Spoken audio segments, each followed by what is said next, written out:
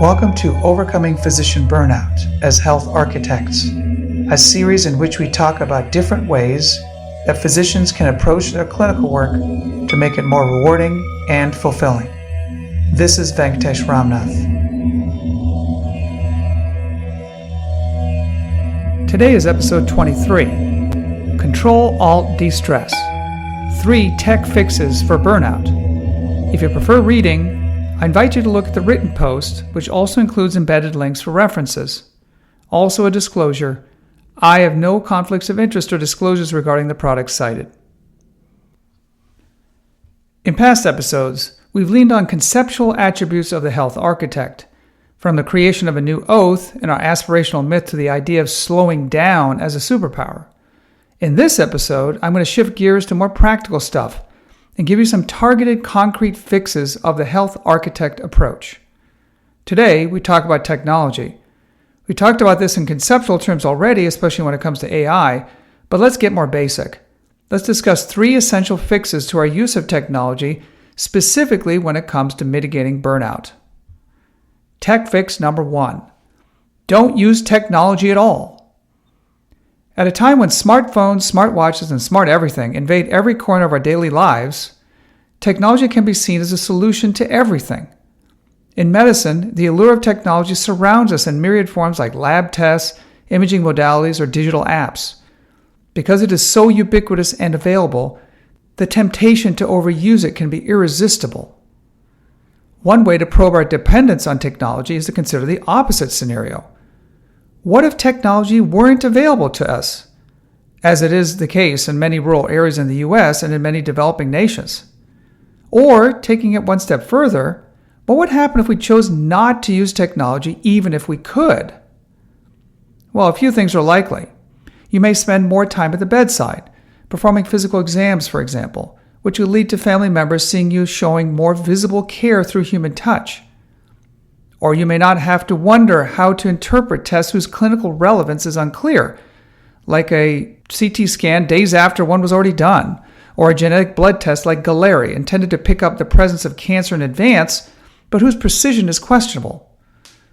You may avoid running afoul of privacy standards when using communication-based technology, like sending patient health information over text or email, by instead speaking directly with staff to minimize miscommunication. All of this is just the beginning. But how might avoiding technology be helpful when dealing with burnout, you may ask?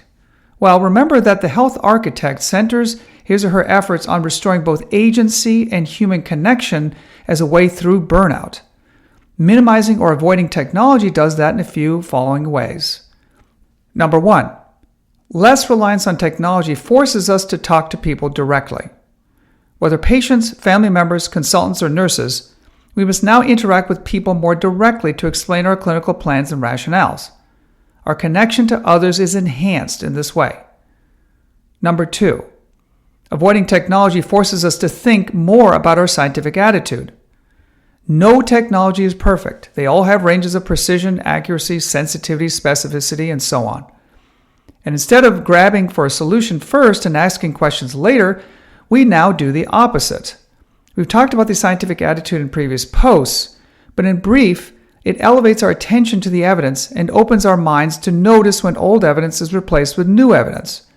Using this approach, we scrutinize the evidence more before applying it at the bedside. Not only will this increase our confidence and agency when we do use technology, but it also builds consistency between us and our peers. And this consistency augments our sense of connection to others. Number 3, less reliance on technology forces us to favor probability over mere possibility. In episode 5, we talked about the difference between possibility, plausibility, and probability, and how probability is less anxiety-producing. Rather than reaching for the latest and greatest technology as a possible solution, we now lean into those that offer probable solutions. As a result, we feel much more in control. The next time you're doing clinical work, think about what you're gaining or giving up by using technology. To get some practice, here are some specific questions to ask yourself in the moment. Number 1, is the technology I'm using essential or optional? Whether it's an imaging study or a lab test. If the former, Am I able to cite the evidence and use a scientific attitude to justify its use? Number 2, am I using technology to avoid discussing things directly with others, whether it's nurses, consultants, or patients? Number 3, in what ways does technology help or hurt me in fostering my sense of agency and connection to others when making clinical decisions? Tech fix number 2, choose one technology at a time. We live in a culture that glorifies options and the power of choice, exemplified by how many proudly say more is better, whether it's more flavors of ice cream, more brands of cars, or more vendors of smartphones.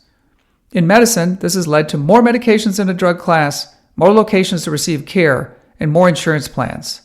And yes, more technologies. While some feel more empowered by more choices, others are overwhelmed by the diminishing returns, because as the number of options increases, so does the risk of decision paralysis. Think about the last time you went to the ice cream shop and saw more than a few choices.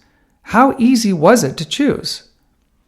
This difficulty is magnified in healthcare, where options are rarely black and white.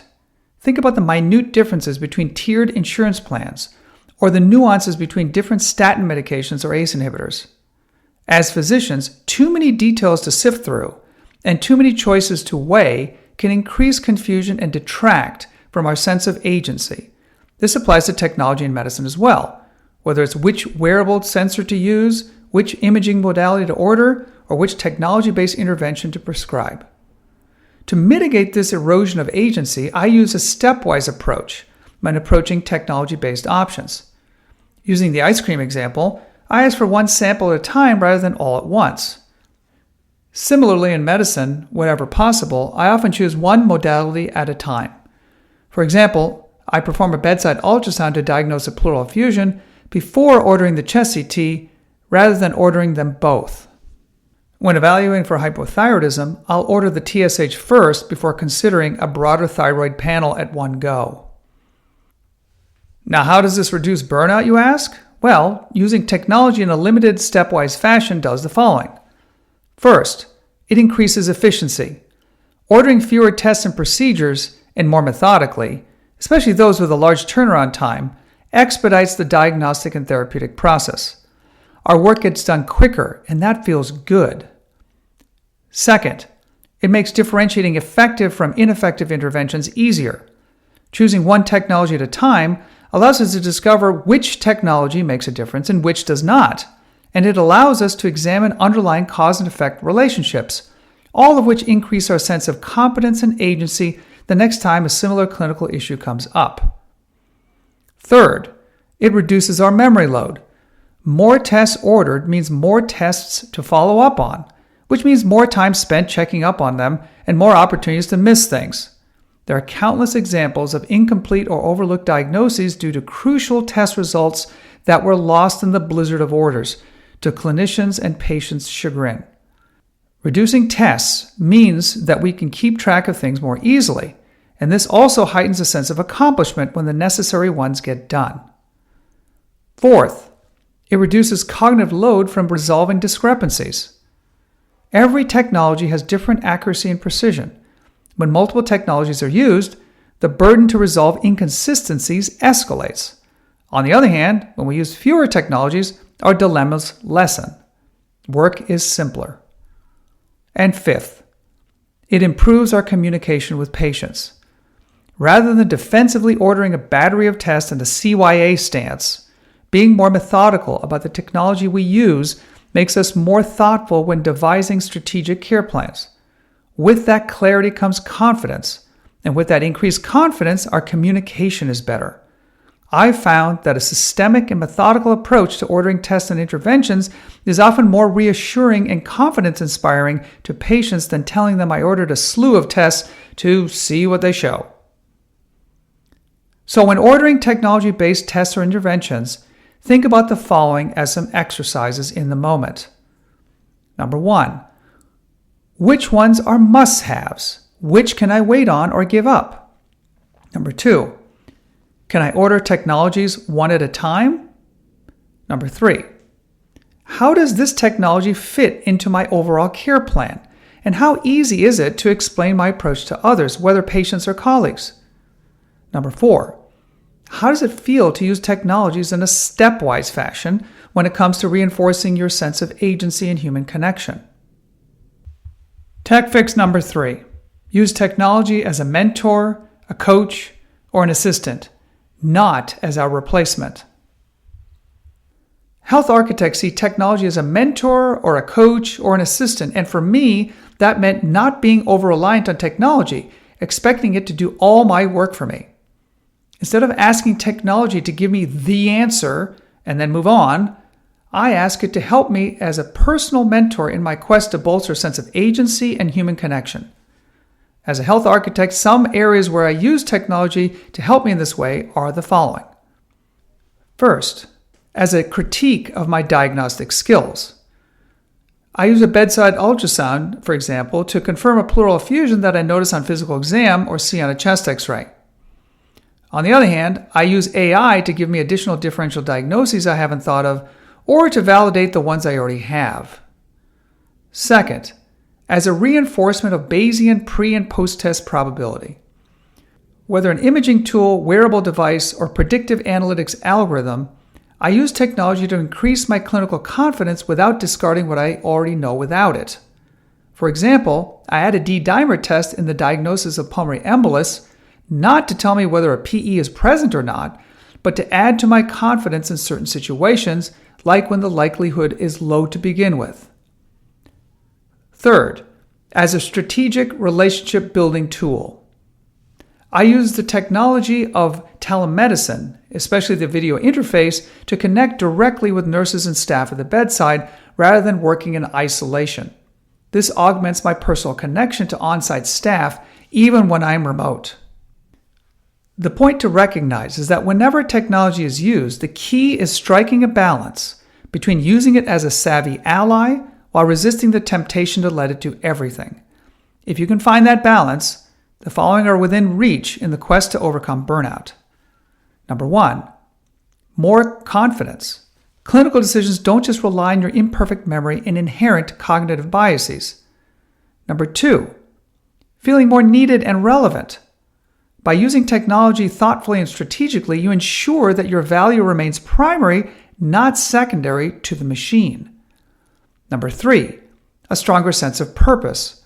By not yielding completely to what the technology says, your identity as an astute physician stays intact. Number 4, enhanced self-compassion.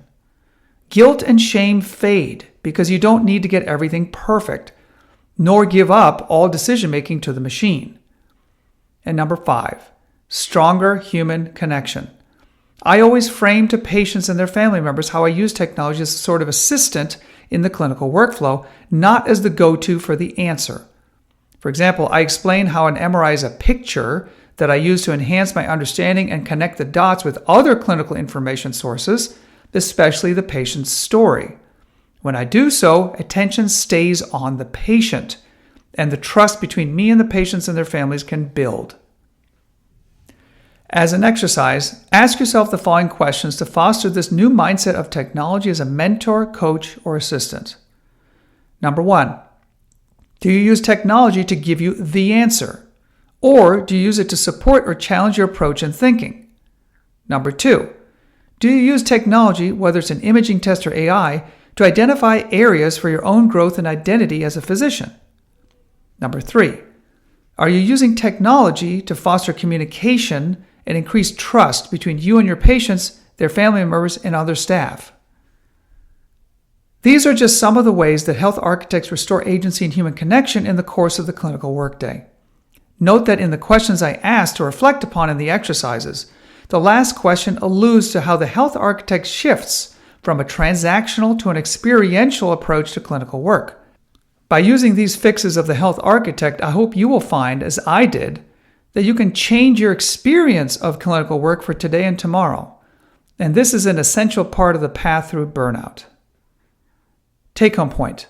Technology in medicine can either deepen burnout or help heal it, depending on how we use it. Health architects restore agency and connection not by rejecting technology outright or surrendering to it completely, but by using it deliberately, sometimes not at all, sometimes one tool at a time, and always as an assistant, coach, or mentor, not as a replacement. Mastering this mindful approach transforms technology from a burden into a trusted ally on the path through burnout.